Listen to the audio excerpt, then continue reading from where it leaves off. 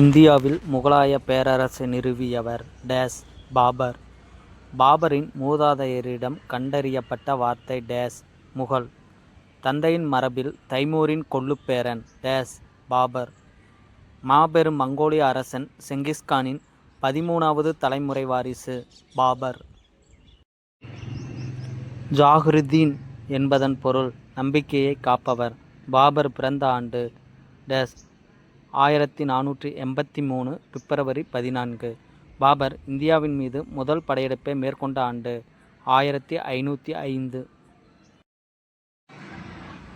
முதல் பானிபட் போரில் பாபர் கைப்பற்றிய பகுதிகள் டெல்லி, ஆக்ரா.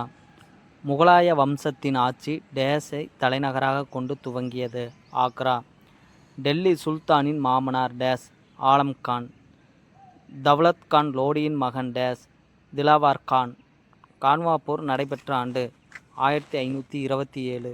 கான்வா போர் யாருக்குமிடையே நடந்தது. பாபர், ராணா சங்கா. சந்தேரி போர் நடைபெற்ற ஆண்டு 1528. பாபர் டேஸில் வங்காளம், பீகார் ஆகியவற்றைச் சேர்ந்த ஆப்கானிய தலைவர்களை வெற்றி கொண்டார். 1529. பாபர் இறந்த ஆண்டு 1530.